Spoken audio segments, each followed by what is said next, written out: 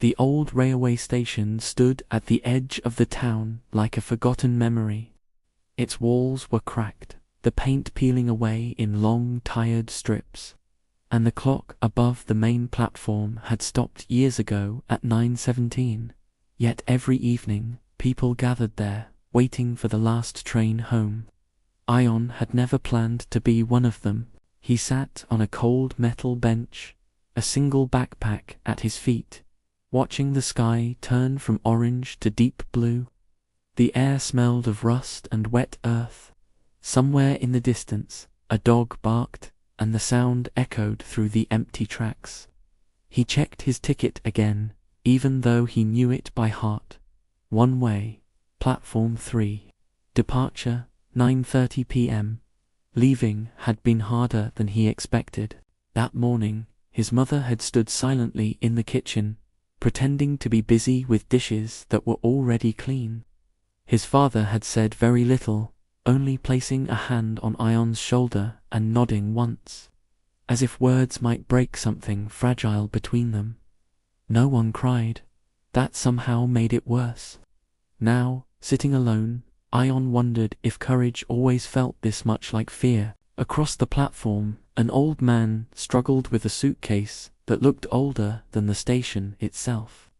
Its leather was cracked, and one of the wheels refused to move. Without thinking, Ion stood up and crossed the tracks carefully. "Let me help you," he said. The old man looked up, surprised, then smiled. "Ah, thank you, son.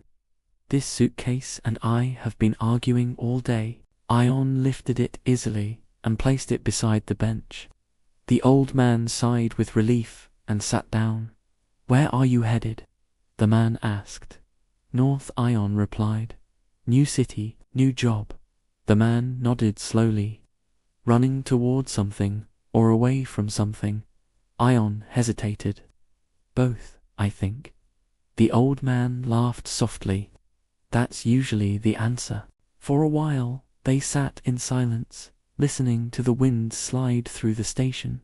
Then the man spoke again. "You know, I used to come to this station when I was young. Back then, it was full of noise vendors, shouting, children laughing, lovers arguing." He smiled at the memory. "Now it's quieter." But quieter doesn't mean empty. Ion didn't fully understand, but he listened. "My wife," the old man continued, "she loved trains, said they were honest. They never pretended you could stay forever." Ion felt a strange tightness in his chest. "Did she travel a lot?" "No," the man said gently. "She passed away before we could." "I'm sorry," Ion said. The old man nodded. "That's why I take this train every year. Same day, same time. It reminds me that some journeys don't end the way we expect, but they still matter." The station speaker crackled to life. "Last train to North City arriving in 5 minutes." Ion stood up, his heart suddenly racing. This was it. The moment he had been preparing for, fearing, and wanting all at once. The old man reached into his coat and pulled out a small, folded piece of paper. "Here," he said, handing it to Ion.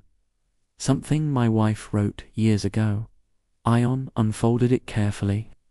The handwriting was neat but faded. "If you're afraid, it means you're still alive. Go anyway." Ion swallowed hard. "Thank you," he said. "I'll remember this."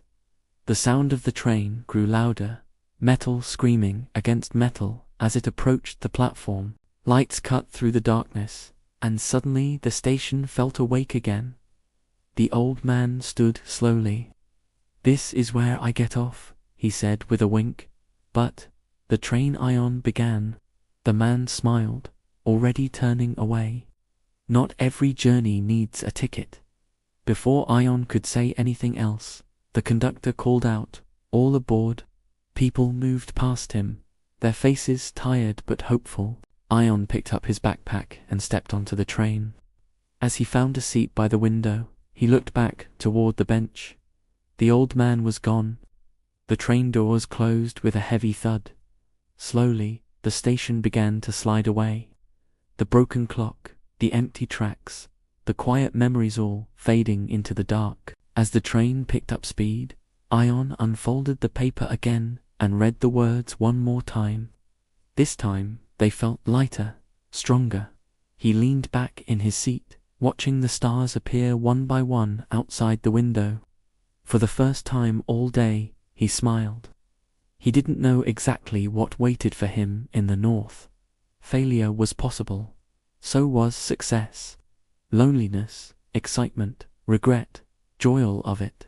But the train was moving forward, and for now, that was enough.